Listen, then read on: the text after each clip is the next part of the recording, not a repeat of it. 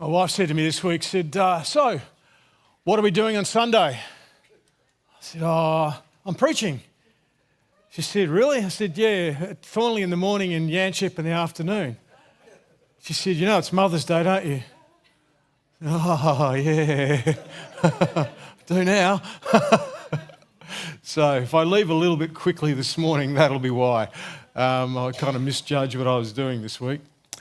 When I started my career, I started off as a phys ed teacher.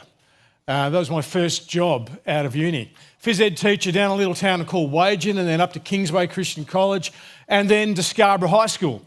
And when I was at Scarborough High School working in the public system, every year they had this thing called the Govo Relay, which was an annual relay event where you get your best staff together and you go and compete at Governor Stirling High School in this run, swim, cycle, kayak, something else as well. You know, it was the Govo Relay. Anyway, so I got co-opted. I was a phys ed I got co-opted as our runner for the Scarborough High School team.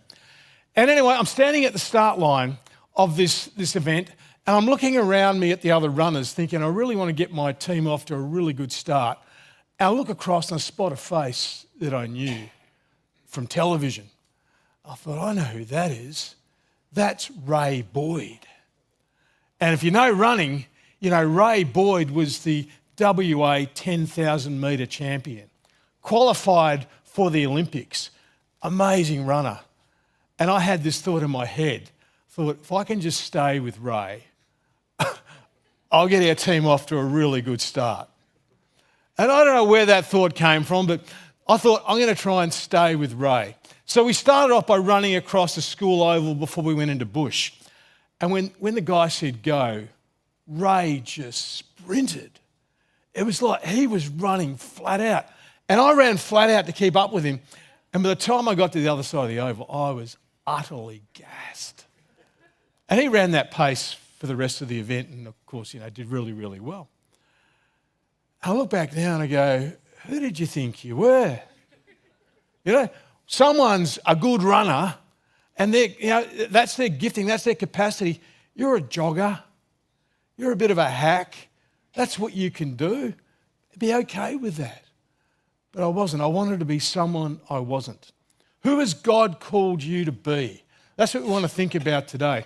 Another runner who you may have heard of, a guy called Eric Liddell from the movie Chariots of Fire. Now, Liddell was a Scottish runner, a sprinter back in the 1920s. All right, and he was good. In fact, he was the favourite to win the 100 metres at the Paris Olympics in 1924. And if you know the story, you might have seen the movie, they scheduled the heats on a Sunday and he said, sorry, I don't run on Sundays. And he pulled out. And all of Scotland was on his back to run and he just said, no, I'm not doing it. He went on to win the 400 metres. But that's the story of Eric Liddell, the runner. But what was happening in the background of that story was that his family were missionaries in China. And they wanted him to go and be a missionary in China. And you see this happening throughout the movie. Is like, Eric, can you just put away the running and go and do the real important stuff that God's called you to? And if I can get this slide up, we'll see if I can get this right. I am on. Eric said this. He said, God made me for a purpose, but he also made me fast. And when I run, I feel his pleasure. When I run, I feel his pleasure. He reckoned that when he was running, God was smiling and saying, you go, buddy, you go. And I think many of us would go, there's nothing very spiritual about running. You know, Eric wasn't running so that he could set up a Bible study amongst runners or convert runners. He was running because when he ran, he felt close to God. He encountered God. What is it that you do that when you do it, you sense God's pleasure? You sense him go, that's what I made you for. Henry Thoreau once said, most men, and I think women probably too, live lives of quiet desperation and go to the grave with the song still in them. In other words, a lot of people just wander aimlessly through life, don't really do much at all, and end up going, excuse me, end up not really becoming the people that they were created to be.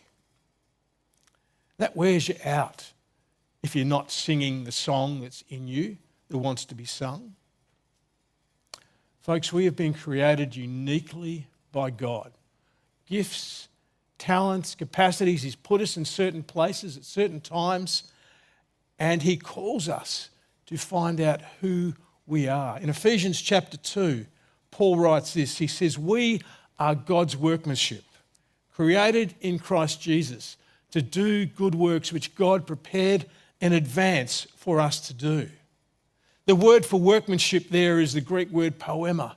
Like you are God's poem. You are something created by God, and he has stuff for you to do in this world. We're talking about work and where work fits in our lives. And if you're retired or if you're, thanks Sean, I had one, but thank you for that one. That's all right. That's usually a hint that you should take a drink, isn't it?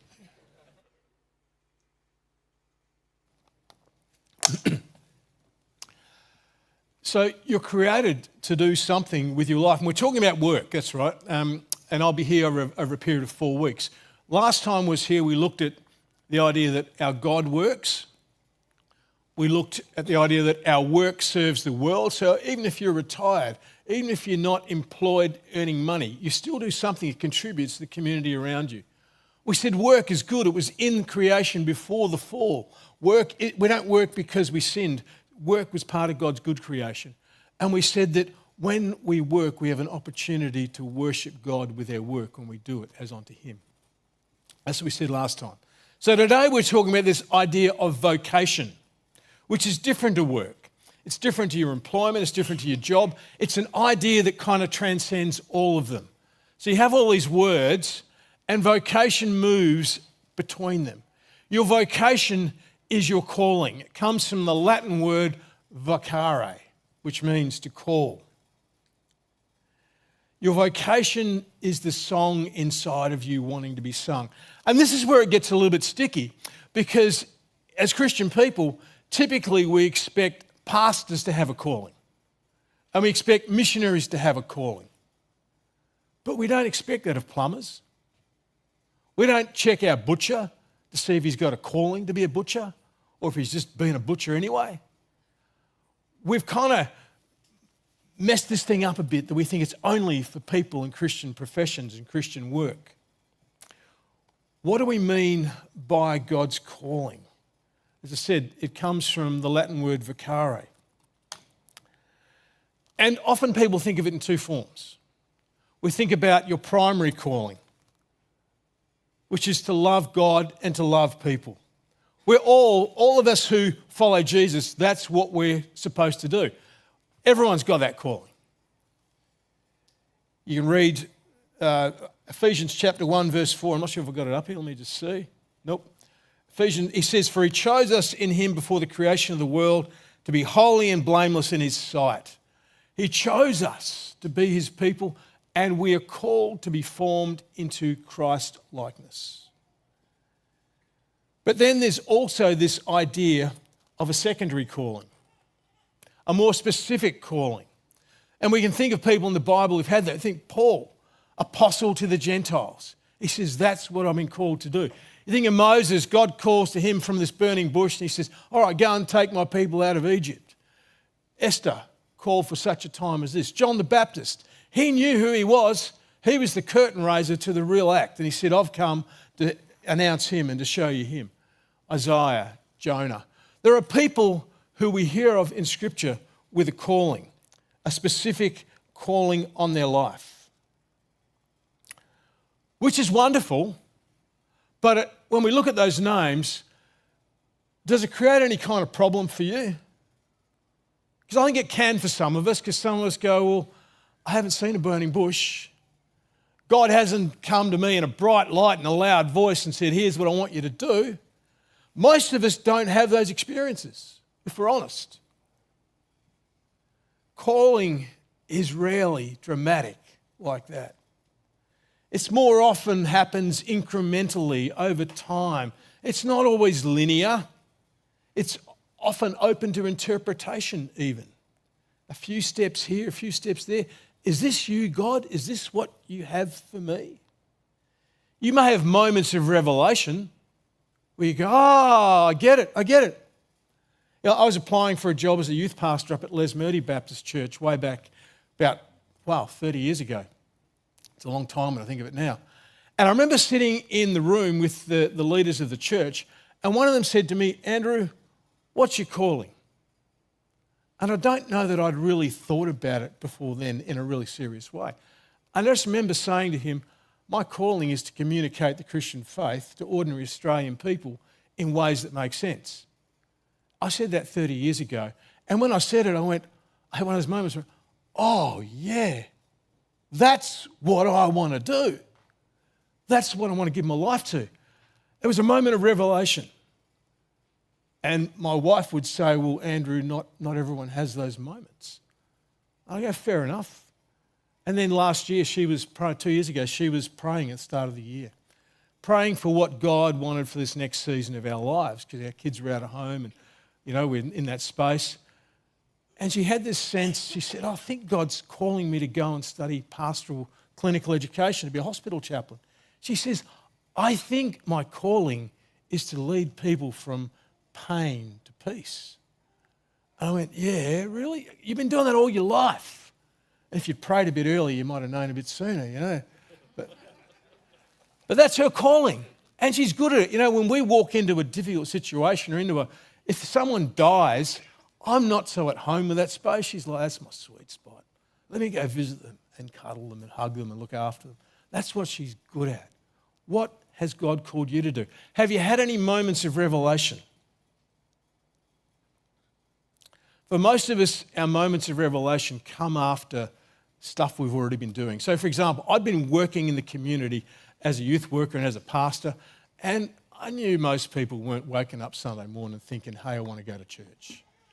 You know, and I wondered, how do we connect this Christian story better with Australian people? What do we do? And the people who influenced me were people who were doing that well. Some of you know John Bond, who was here a long time ago. John was one of those key influences on my life as a young person because he made the gospel make sense to ordinary Australian people.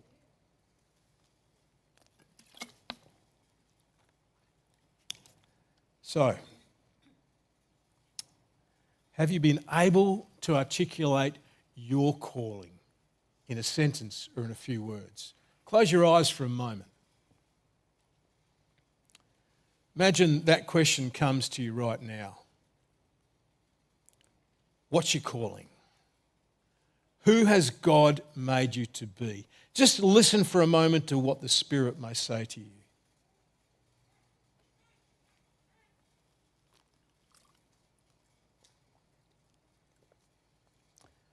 Maybe you had a moment of revelation there. I talked to some of my friends on Facebook and I asked them, what's your calling? And a whole bunch of different people just put down, here's what I do. Tony Mick is a lawyer. I feel my calling is to be with people when they go through a very messy time. I pray to provide guidance, peace and comfort. Joan works as a specialist cancer nurse, supporting women in time of need. Some of you might know Dean Gallagher, who owns 5 Senses Coffee. He says, my calling is to support mission. Zhang P. Topeng was one of my old school students. He's a drama teacher in Singapore. I'm called to help people find connection, meaning, power, freedom and growth. I'm a teacher and theatre maker. Stacey Simons was a woman I worked with as a teacher. She's in her late 40s now, and she fosters children that no one wants. She says, that's my calling, to foster and give these kids up for adoption. That's what she does. So calling is diverse, all right?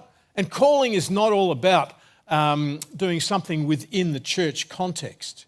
You are called to be who God has made you to be in this world. Martin Luther would say, vocation is the mask of God. When we do what we're created for, we serve the world as he would. I think the biggest mistake we make is that we think calling has to be grandiose. Maybe we have to announce our calling somewhere as to who we are made to be by God. I was reading a book as I was preparing for this message. It's called You Have a Calling by a woman called Karen Swallow Pryor. And she says that, I was listening to her on a podcast, and on this podcast she says, imagine the whole Christian story is like a Lord of the Rings type of epic. And most of us, when we think of calling, we think, am I Aragorn? Am I Boromir? And she says, honestly, most of us are hobbits. It's not inspiring, is it? Most of us are hobbits. We're ordinary people living ordinary suburban lives. We need to go to work to pay the bills, to pay the mortgage, to feed the kids, to do the stuff. Most of us are hobbits. I hope that doesn't discourage you. Maybe there's another Nelson Mandela sitting here. Maybe there's another Martin Luther King sitting here. But those beasts are rare. Most of us are just ordinary people. So when we sing a song that tells us we're going to be history makers, we can feel a little deflated if we're a part-time cleaner or if we're a stay-at-home mum. We can feel like we get sold out. Maybe you came here today in the hope that I would inspire you to attempt great things for God and achieve great things for God, as William Carey once said. And no doubt some of you will. But honestly, most of us won't make the news. There won't be a Wikipedia entry under our name. We'll pass into history as ordinary people. And that's okay. We still have a vocation. We still have a significant purpose in life. And I want to help you discover what that is. You know, if we were talking about this in a secular context, we might talk about those three circles. What you're good at, what you love to do, what the world needs, and we'd say, try and hit your sweet spot. And look, that's pretty good advice. It's pretty helpful to kind of try and achieve those things. However, I feel calling, as I observe it in ordinary people, not great heroes of the faith, is more a combination of your life story, the choices you've made over a significant period of time, and some of the people who have been key influences on you. I feel like our calling tends to get formed more by those things rather than by loud voices from heaven or dramatic revelations. So I want to take you to a different story today just to finish off. I want to show you a different way of thinking about calling. It's the story of Ruth. And I'd heard Ruth's story many times. I never really thought about it in light of calling. And maybe you never have either. But I want to take you and show you what happened in her life. She's a woman who the Bible speaks about very positively, but she wasn't a Hebrew woman. She didn't grow up as part of the Hebrew faith. I want to tell you some of her story. I want to show you, and maybe want you to think about how maybe it connects with your story and where we go from there. You'll have some significant markers in your life that shaped your story. So to Ruth. Story opens by telling us that Ruth's not even on the scene at the start of her story. There's a bloke called Elimelech, and he's living in Judah with his family, his wife and his two sons, so Naomi and their two boys. And there's a famine. And it's all going to be really, really bad for these guys. So they say, hey, look, let's get out of here. Let's go to Moab. So he goes down to Moab. This is moving away from his own people, going to a totally different culture. A bunch of people that don't worship Yahweh. Goes down there to make sure they have enough food. Sounds like a good plan. But within what seems like probably the first year, he dies. Elimelech dies. And then the two sons who've married two Moabite women, they both die.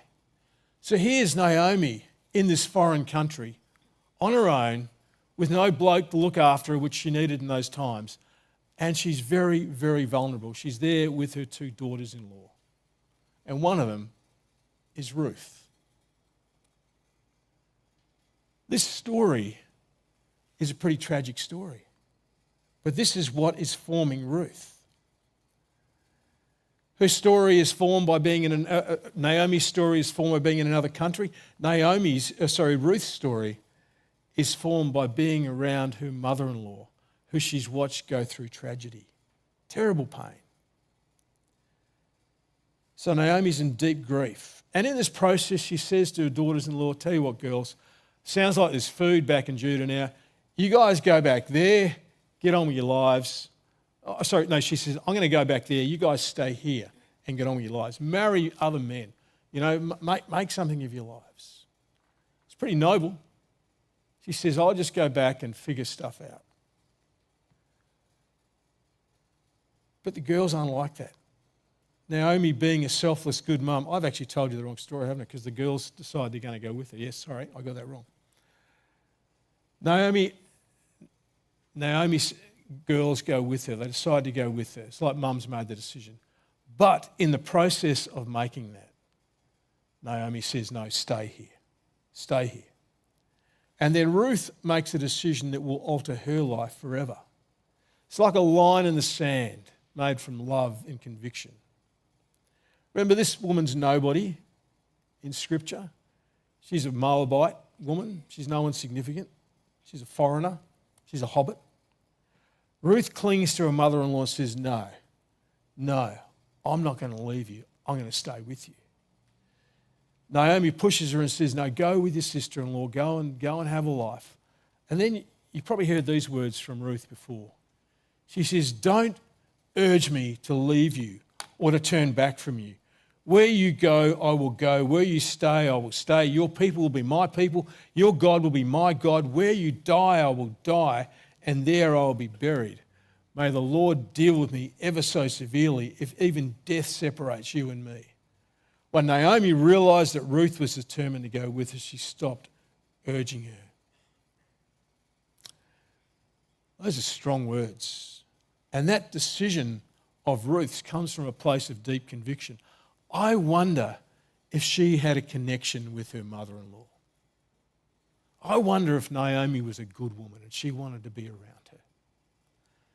You know, I've watched my own wife care for our parents as they've died and as now her dad is in his late years. And Ruth is saying, I'm going to come and care for you. I'm going to be with you as you get older. I'm going to forego the life that I could have had. Is that her calling? Is that enough? I think this story says, yeah, it is enough. Sometimes it's enough to care for an aging parent. Maybe that's your calling. But Ruth makes this significant decision. And this is a turning point for her life. She turns away from what could have been and she moves towards something quite foreign, something quite unknown. Perhaps you can reflect on your own life and some decisions you've made that have actually shaped who you've become. Critical moments in your life where you said, I could have gone this way, but I went this way. And it's formed you. Ruth has done that. Pause. I actually went to school at Scarborough High School as well as taught there. And back in, I think it was 1981, they had this basketball competition. Coca-Cola put it on, statewide. And I was a good basketballer back then. And I won our school competition and went into the district final and won the district final, went through to the state final, and I came second to this guy called Eric Watterson. Some of you might have heard him. He went to play for the Wildcats.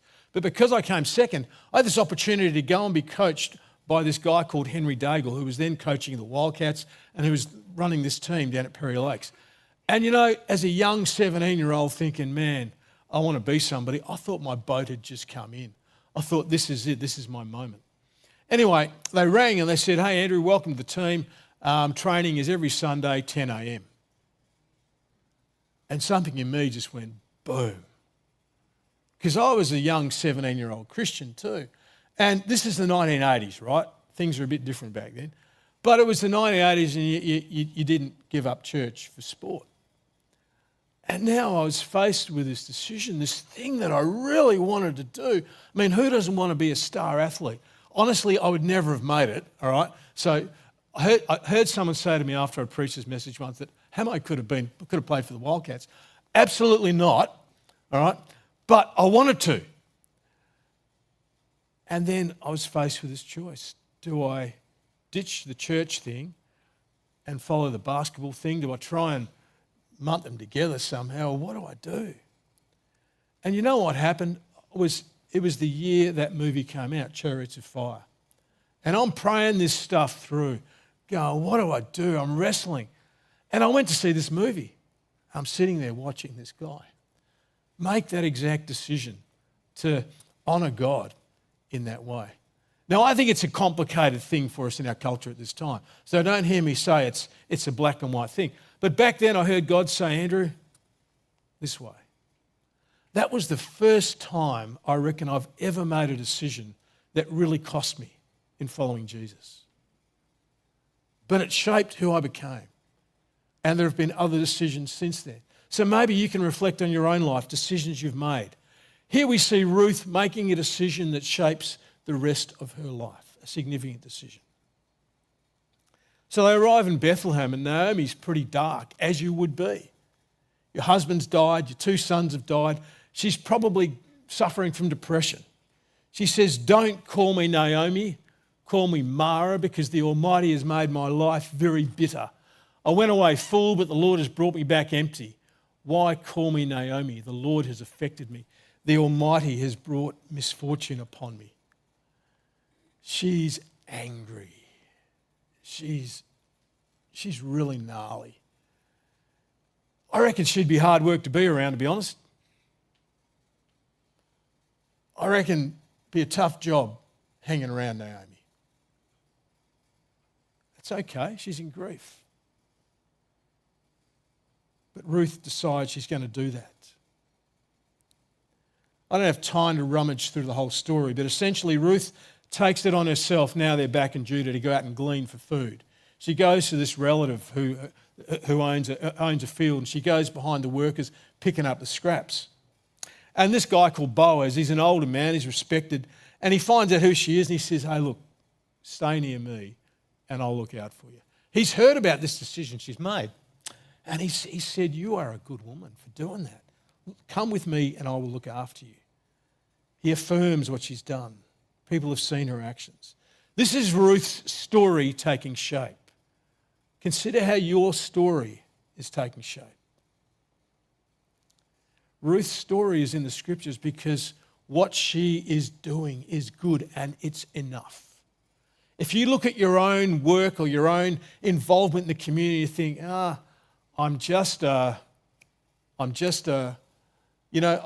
spoke at a church recently. I asked a young girl what she did. She said, I'm just a checkout chick. And her mum, to her credit, said, you are not just an anything. You work in a checkout. You know, when you take that perspective, it changes what you do. You bring a sense of pride to your work. When Ruth was caring for Naomi, God was smiling. Ruth's story ends up having her marry Boaz.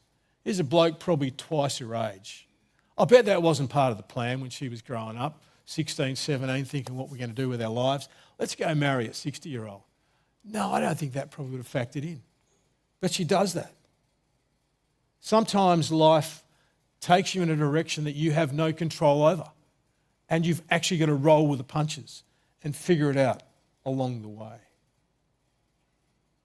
So what is your story pointing towards? I think particularly of younger people. I see a lot of older people. Your story has already formed you. Doesn't mean the game's over. God still has work for you to do. I really want to say that to those who are retired. You still have a purpose in this world. God has things for you to do. Crikey, John Wesley, 99 years old. Still stuff for you to do, John. Isn't that great? That God still has things for you to do at 99. How's your story formed you? How have the events of your life and the significant conviction-based decisions you've made formed you? What decisions have you made that have shaped where you're becoming? Or are you sitting at the moment facing a decision that you know is going to take you in one direction or the other, and you're hearing God speak to you? And then who has been a significant influence on your life? You know, I think for Ruth, Naomi was a significant influence. She wanted to be around her. She didn't want to leave her. You know, as a young bloke growing up, I said Bondi was an influence. A bloke called John Smith, some of you might have heard of John Smith. He was a son of a Methodist preacher, And he really wanted to communicate the gospel to Australian people who are outside the church. So he went to outlaw motorcycle gangs. He set up a group called God Squad. You heard of this guy? This guy's amazing. Yeah, he was a bit of a hero of mine. Smithy could mix it up with outlaw motorcycle gangs, and he could mix it up with academics. I thought, that's someone who has influenced me. I want to be like. Perhaps you look at your life and you feel disappointed. You're not where you want to be. Life has thrown you a curveball. After many years, you don't have a lot to show for it. Maybe you're looking at the wrong things. I want to say that. It'd be nice to have financial success. Fame, I don't know. A bit overrated, isn't it? Power and all those sort of things, they're a double-edged sword. But they're not the measures of a life well lived in the kingdom of God. I've taken us to the book of Ruth today because we constantly need to reorient our perspective on what success looks like. We could look at Paul and go, wow, what an amazing bloke. But he's one in a million, hey? I think we can look at Ruth and go, I can do that. I can live faithfully. I can trust God. I can make tough decisions. You know, I was just feeling a bit disoriented in my own life over the last couple of years. And I'd finished pastoring. I don't think I'm going to be a pastor again. Do a bit of interim work. But I work on caravans in my street, and I put diesel heaters into them and I weigh them. Previously, I'd run an irrigation business, and I was in the homes of lots of people in our community. So for a bloke who wants to be a missionary, that's great. But here I am in my street just working on a caravan. And I was talking to the Lord about this one day, saying, I feel like I'm just in my street. And then I had this sense of him saying, yeah, you're in your street. Look up. I thought, yeah. And as I did that, the next few days as I'm out there working, I noticed how many people in my street actually go for a walk down the street with their dog. How many people, when you stop and say g'day, they want to stop and chat. I have got to know so many people in my street. You know why? Because I've looked up. I'm one of those task-focused guys. When I'm putting a diesel heater in a caravan, I'm a busy man, don't bother me. I felt like God said, just look up. In fact, I was standing there one day working on a caravan. This guy backed his car up. I'd never met him before. He said, hey, mate, are you still the pastor of that church in Yanship? I said, no. He said, well, is this church still happening? I said, yeah. What time? I said, it's 4 o'clock in the afternoon. I said, why are you asking me this? Because I want to go. I thought, he's been there every week since. That happened in my street, probably because I looked up a little bit more. Ruth's calling is not the same as Paul or Moses or Abraham. It doesn't mean it's less valuable. Your calling, whatever shape it takes, your calling is to actually step into it. And as you do that, as you trust that God has made you for this purpose, to feel his pleasure, to know that he has plans for you and you don't need to look at other people and see what they're doing. To finish, I was at the gym the other day, and I started with a story about Ray Boyd and how I wish I could run like Ray. And I'm at the gym the other day, and there's this guy walking around like this. Because he had to, because he was built like this. Anyway, I saw him sit down at the lap machine. And this machine, I take about a half a stack, and I'm done, you know, pull back like that. Anyway, I see him there, and he's got one arm. And he's pulling the whole stack. And I'm going, oh, wow. And then I see him stop. And he takes off the 2 extra plates he'd added onto the stack. And he moves on to something else. And I just think, oh, you know how you have that feeling of, oh, I'm not enough. And in that moment, God said, it's okay. You're you. It's okay to be you. That's all I'm asking of you. That's all he's asking of you. That you be the person he's created to be. Let me pray for you. Father, as we sit here, there's a whole bunch of different callings and a whole bunch of different jobs represented. Some of us are working, some of us have finished work, some of us stay at home. I want to pray, Jesus, that you would assure everyone that whatever they do for you, it is of value. I want to pray that we would know what it is that when we do it, you're smiling. We'd feel your pleasure. And I want to pray that as this church goes back into the community this week to be the people of God, that they'd be able to look up and see the people you've put them amongst. And I pray that in your name. Amen.